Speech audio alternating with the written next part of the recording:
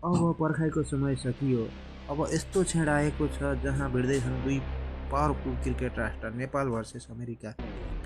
ICC cricket world cup league 2 को मञ्चमा नेपालले फेरि इतिहास दोहोऱ्याउने तयारीमा छ। अर्कोतिर नेपालले इएपी वर्ल्ड कप क्वालिफायर जितेको जोसमा छ। अर्कोतिर चुनौती पनि धेरै छन्। सबैको नजर अब ICC cricket world cup league 2 को क्रिकेट खेलमा छ। यही अक्टोबर 26 को बिहान नेपाली समय अनुसार 11:15 खेल सुरु हुनेछ। कप्तान रोहित पौडेल आतुर छन् टिमको कमान सम्हाल्न।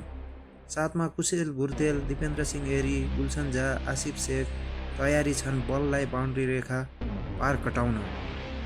सोमपाल कामी, करण केसी, नन्दन यादव तयारी छन् अमेरिकाका ब्याट्सम्यानलाई आफ्नो बलको गतिले तर्साउन।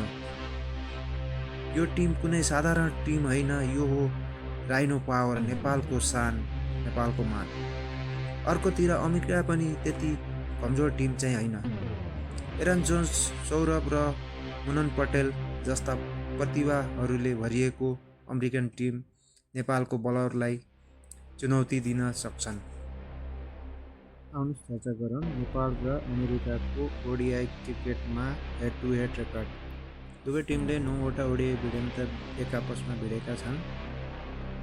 युएसएले 4मा जित हासिल गरेको छ भने नेपालले 4मा जित हासिल गरेको छ। एउटा खेल भने बराबरमा टुङ्गिएको छ। पछिल्ला खेलहरूमध्ये अमेरिकाले नेपाललाई लगातार दबावमा राखेर जित हासिल गरिरहेको छ। उदाहरणका लागि 27 अक्टोबर 2024मा अमेरिकाले 3 विकेटले नेपाललाई जितेको थियो। कसको बल्ल कति बोल्छ, कसको बोलिङ कसरी गर्जन्छ, दुवैको मैदानमा नतिजा उसैको पक्षमा हुनेछ। को बलियो छ, नेपाल कि अमेरिका, त्यो त समयले बताउला। तयार रहनुहोस्, मुटु दरिलो बनाउनुहोस्।